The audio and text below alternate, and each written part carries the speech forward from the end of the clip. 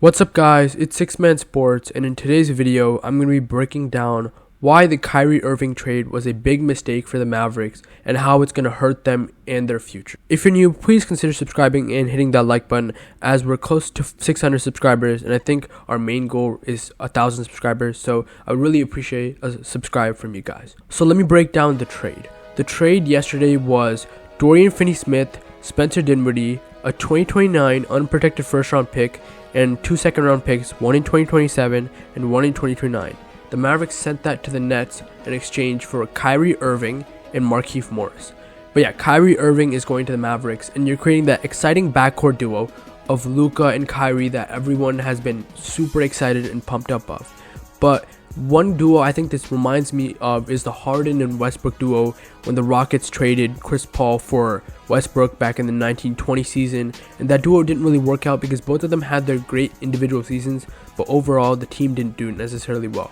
And I think this could be a similar situation, as both Luka and Kyrie really demand the ball in their hands at all times. And yeah, Luka is a great playmaker, but a lot of the way the team currently operates and how he operates is with the ball in his hands. And this is if Kyrie plays. And I'm saying this because Kyrie has had an issue or some sort of personal issues with playing over the last couple years with the Nets. When they made the deal to get James Harden and when they had KD, still there were some issues and a lot of third-party sources and outside stuff happening with Kyrie that really just messed up his ability to be on the basketball court every day. I think one of the best things you can bring to your team is that ability to go and play like 70 out of the 82 games and just really contribute to winning. And I think Kyrie really hasn't shown us that in the past couple years. And I think the Nets were a really good team before, but Kyrie really wanted out because they've been doing poor as of late. But the reason why is the package that the Mavericks are offering is making their future much worse. Dorian Finney-Smith is a really good 3-and-D player. He's been really vital to the Mavericks the last couple years, and he came up with Luka and has really developed. Spencer Dinwiddie, they got him in the Kristaps Porzingis trade. He's been really good for the Mavs. I think I'd say that he's their second or third best player. And then that unprotected 2029 first round pick is the big piece if you're the Nets. I mean, the Mavericks might be good or not, you really don't know by 2029, but the pick is going to be good because it has no protection. And if you don't know what that means is, no matter what happens to the pick, the Nets own all rights to it. So if the Mavericks, let's say they're the worst team in the league and they win the lottery and get the number 1 overall pick, the Nets will still have that pick and get to draft first. And the 2027 and 2029 second round picks are also important because the worst team in the league drafts first in the second round. So let's say the Mavericks are one of the worst teams, a lottery team, that means it's going to be an early second round pick that the Nets have. And when you're trading all that for a guy in Kyrie Irving who has issues being on the court, who's on an expiring contract and might necessarily not bond with the locker room and say certain things that doesn't abide well with his teammates, I think that necessarily isn't the best decision. And if you're going to give all this up to get a secondary star or guy to pair alongside Luka, I don't think Kyrie Irving was the right guy to get.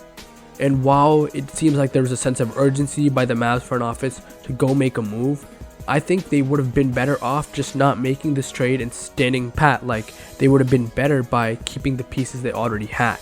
Next, let's talk about Kyrie and his free agency status. Like I mentioned, Kyrie is on an expiring contract. So if the second half of the season with him on the Mavericks doesn't really go as planned, like this could just be a half-year rental and Kyrie could go sign wherever he wants. That team is giving him as much money or whatever he really wishes and wants, because he is an unrestricted free agent and he has full control of where he's going. And the thing is, the reason Kyrie really left the Nets was maybe him and ownership weren't seeing eye to eye, but also the fact that he declined the Nets contract extension in 2021 and they weren't willing to pay him the money he wanted. And if the Mavericks traded for him and they're not able to give him, or they don't want to give him necessarily the money he's demanding, I think this is just a terrible trade for them. So if you're the Mavericks, you know you're going to have to pay him, or else why would you make this trade if you know you're not going to pay Kyrie and this will be a half-year rental that will just end up terribly. So I'm assuming the Mavericks are going to put their best foot forward and try to offer Kyrie the contract he wants. And I think from there, if he does re-sign with the Mavericks, maybe you could say this trade is better for the Mavericks, but I think it still messes up their title contention. Luka and Kyrie together, they're not the best defensive backcourt. Yeah, Luka has made some strides on the defensive side of the ball, but he's still not good at defense.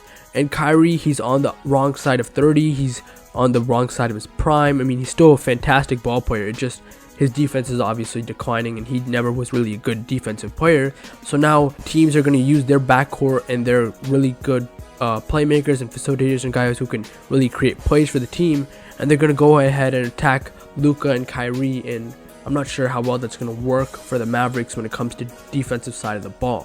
One positive from this trade though is I think Josh Green is going to get an expanded role. Dorian Finney-Smith played that vital 3-and-D role for the Mavericks, and Josh Green has been excelling in that role as of late. So I think Josh Green is going to get an increase in minutes and an increase in touches and shots, and I think he's going to excel in that role, and he's been having a nice, improved, good season this year.